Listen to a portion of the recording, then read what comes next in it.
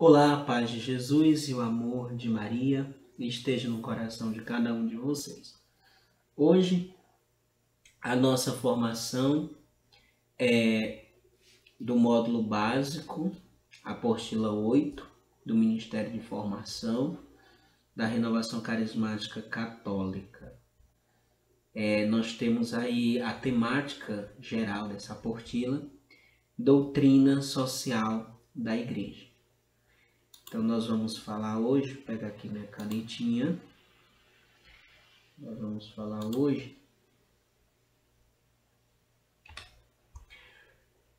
do terceiro capítulo, o capítulo 3, que tem o tema Evolução do Pensamento Social na História da Igreja. Os tópicos que nós vamos estudar são os seguintes: a doutrina social dos santos, no primeiro tópico, a doutrina social dos santos padres. Segundo tópico, a doutrina social na visão da doutrina escolástica. E o terceiro e último tópico, a doutrina social da Igreja na época moderna. Então, nós vamos ver esses 3 tópicos.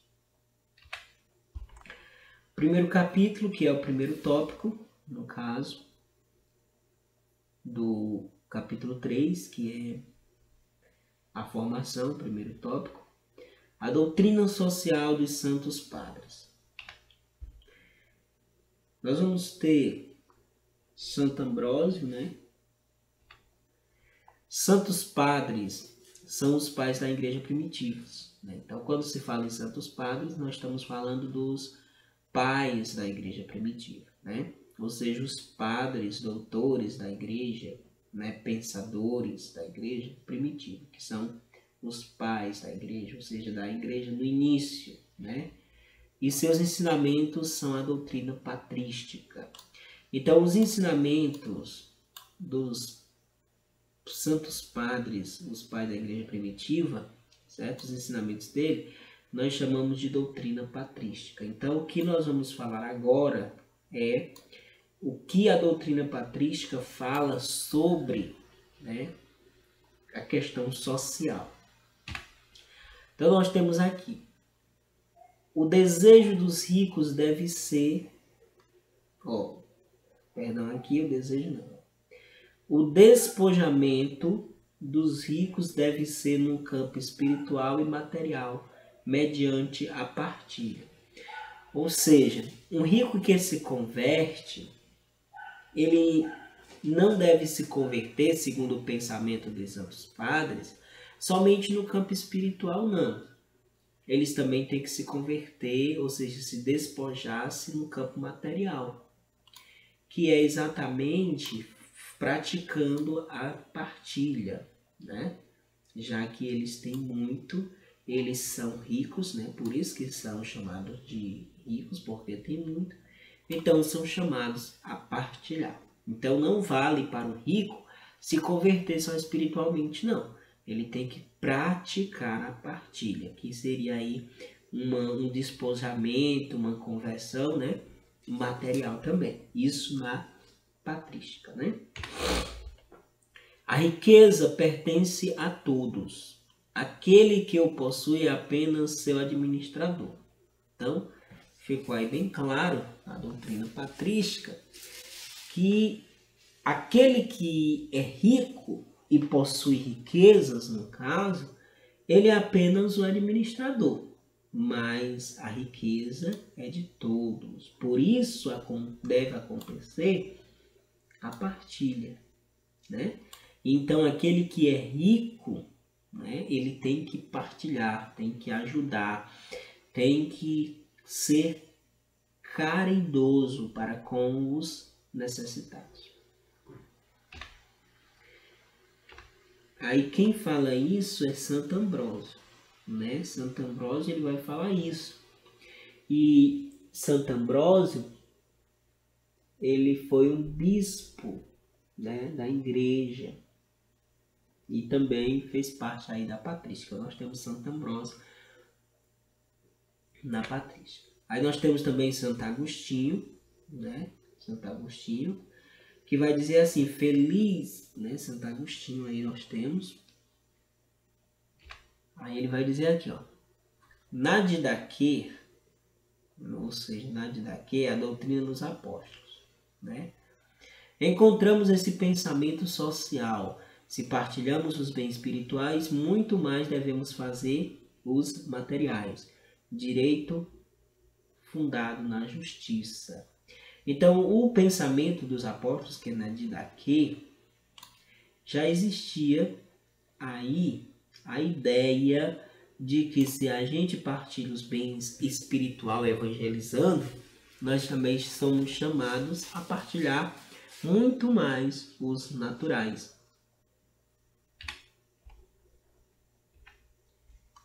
E aí Santo Agostinho está totalmente de acordo com isso também, e ele também fala sobre isso. Ele vai falar isso sobre o direito fundado na justiça, né? Que é essa partilha, né, dos bens. São Basílico, que é esse aqui, do lado aqui a figura dele, ele vai dizer o seguinte: aquele que despoja um homem de suas vestes será chamado de ladrão. E aquele que não veste a nudez do infeliz, podendo fazê-lo, não merece o mesmo nome? Ou seja, ele estava dizendo que aquele que despoja, que pega, que tira, né, de um homem a sua veste, é um ladrão, né? Que toma, que rouba, no caso é ladrão. Ele disse que se você pode dar uma roupa para alguém, no caso, e não faz, aquela pessoa necessita, você não faz, você também é ladrão. Porque você tinha a sua e você não foi capaz de dar para o outro. Então entra muito aí pra gente aquela questão do que você usa e do que você não usa, né? Então o que você não usa mais, você é convidado a partilhar com aqueles que necessitam.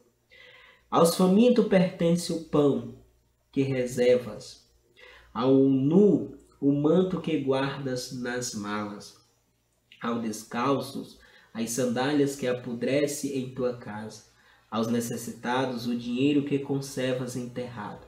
Assim cometas tantas injustiças como as pessoas que poderias dar. Então, no caso, é mais ou menos esse pensamento, né? Você tem, além do seu necessário, já é algo que pertence a alguém, porque o teu já era o necessário. Então, o que sobra já é de alguém, né? Porque faz falta para alguém. O direito natural dava ao homem a apropriação social, tendo o pecado gerado a apropriação pessoal individual. Então, no caso segundo, deixa eu ver aqui, segundo São João Crisóstomo, antes do pecado, tudo era social. Depois do pecado é que veio o individual, o meu, né? Antigamente era só na natureza humana, no princípio deveria ser nosso. Já depois do pecado vem o individual, o meu, o teu. Não pode, não pega, não leva, né? Já no outro tudo era partilhado. Deus nunca fez ricos e outros pobres, né? Deu a mesma terra para todos. Então aí é o pensamento de São João Crisóstomo, que vai dizendo essas coisas. Então nós vamos agora para... Então esses são os pensamentos, aí, as ideias da patrística dos pais da Igreja dos Santos Padres. Agora nós vamos para a doutrina social na visão da doutrina escolástica. Aí já é capítulo 3.2. Então vamos lá. A escolástica surgiu, né? Vamos entender logo o que seria a escolástica. A escolástica surgiu na Idade Média, tendo acontecido aproximadamente entre os séculos 14 e 18. O que seria a escolástica, né? A filosofia escolástica foi um período de intensa produção filosófica, e de valorização do conhecimento científico e da junção entre fé e razão. Tomás de Aquino, né, no caso São Tomás de Aquino, foi o principal filósofo escolástico. Ficou conhecido por lutar contra as heresias, o pecado e a contrariedade a alguns dogmas da Igreja Católica, por meio do conhecimento intelectual e das ciências. Ou seja, na escolástica foi-se tentar, né, explicar através da razão a fé, né? Foi-se fazer uma conjunção da fé, de forma que naquilo que a igreja acreditava, na escolástica, houve uma tentativa e em alguns pontos, em quase todos os pontos, bem sucedido por São Tomás de Aquino, onde ele foi mostrar, né, contra as heresias, as realidades da fé e que realmente havia aí uma veracidade, né? Apesar de que a fé não precisa ser algo concreto ou ser algo científico, mas o que é verdadeiro não se nega, né? E a fé, a razão, sendo razão e sendo ciência e sendo fé e sendo verdade, tudo se encontra sem nenhum problema, né? Era aí mais ou menos, era isso que tentava se explicar na escolástica. Não é verdade? Então nós não acreditamos na verdade? A verdade não consegue ser provada em alguns pontos? Então podemos provar. Então foi-se aí mostrando de uma forma científica, de uma forma teológica, mais científica, a questão das razões aí da fé, de alguns assuntos.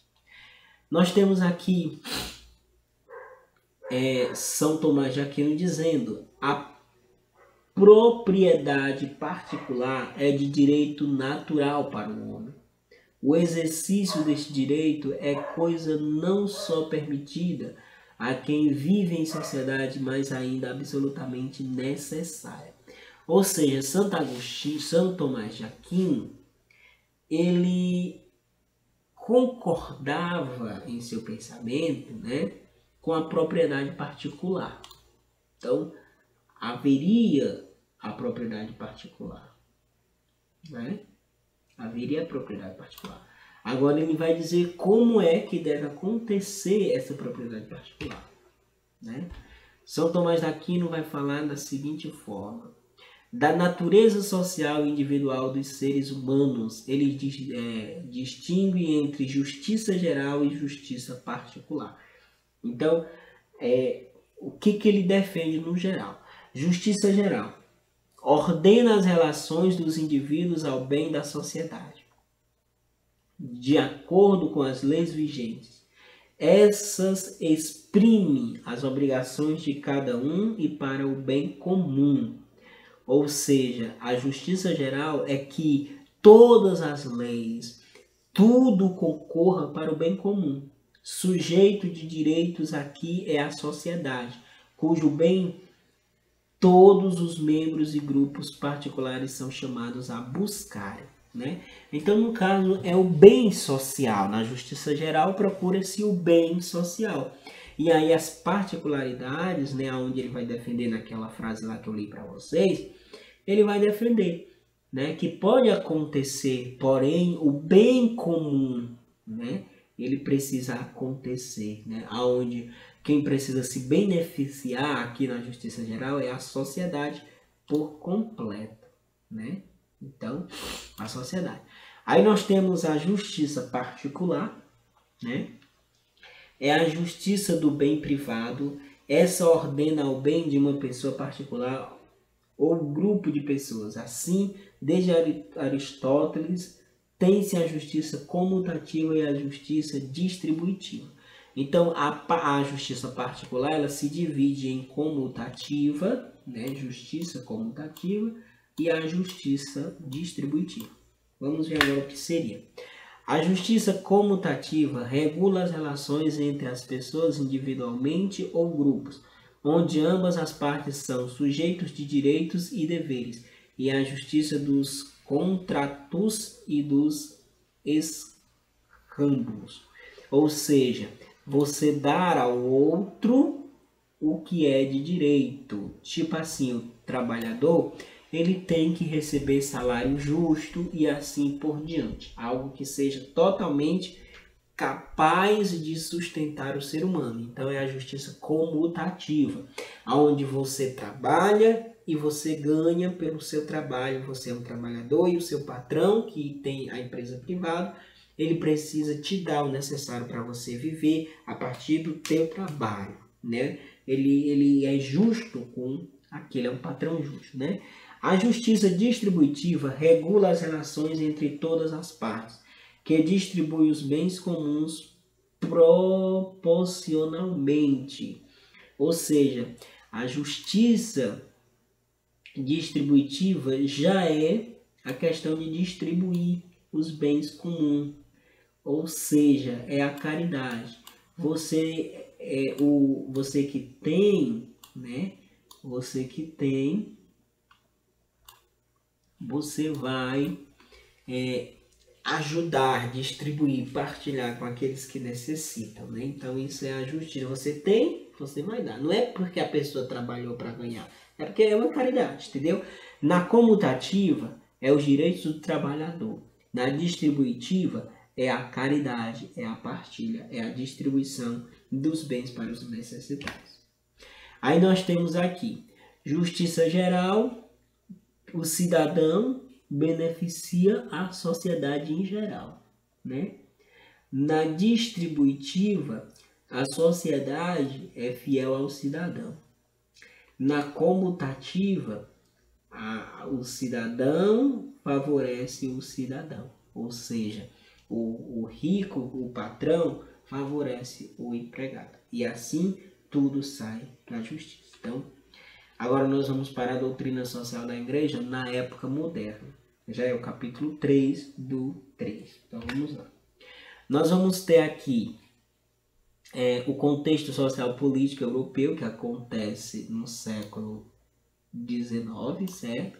O que é que acontece na doutrina social da igreja na época moderna, né? O que é que acontece? Nós vamos ter aqui, os católicos ricos não se preocupavam mais com os pobres, né? No modernismo, nós já vamos ver os ricos que não se preocupam mais com os pobres, que esqueceram tudo que foi ensinado lá pelos pais da igreja, pela escolástica. Diante desse contexto, surge na França e Alemanha e Bélgica o movimento social cristão.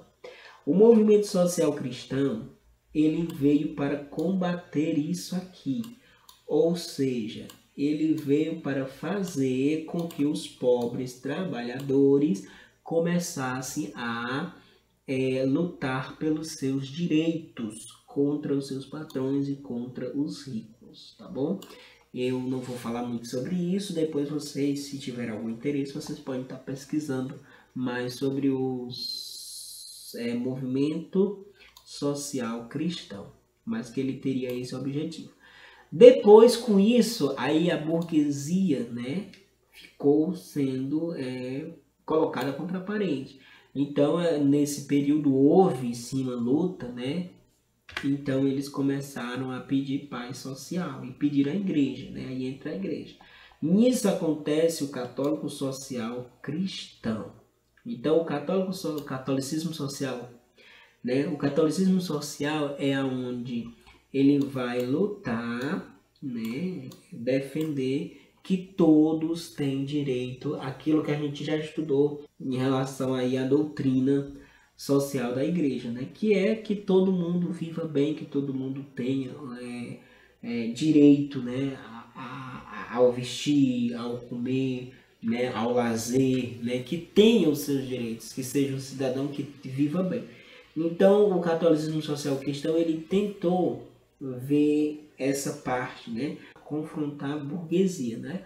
Então houve também um desentendimento entre o movimento social cristão e o catolicismo cristão. Também houve o catolicismo social, houve aí uma briga porque o movimento social cristão afirmava-se os seus adeptos que o catolicismo social não resolvia os problemas, ele apenas mostrava e pedia, mas não lutava, né? Então já o movimento social cristão era mais de lutar. Então acontece aí esses dois movimentos. Aí democracia cristã, a partir desse movimento catolicismo social, nós vamos ter a democracia cristã que luta pela justiça e pela liberdade em favor da classe operária. Esse movimento viu a luz, né? Aí nós temos a democracia social cristã, já é um outro movimento, né? Nascido aí, partindo aí já de alguns desses dois movimentos que começam a vir a solução, né? Em favor da classe operária, esse movimento viu à luz a publicação da encíclica Rerum Novarum, né? Que é a encíclica que vocês vão ver na próxima formação, na quarta formação, que deu apoio de quem necessitava para seu crescimento e desenvolvimento. Então aqui nós vamos ter todo uma luta, né, pelos direitos daqueles que são menos favorecidos, naquilo que já diziam os pais da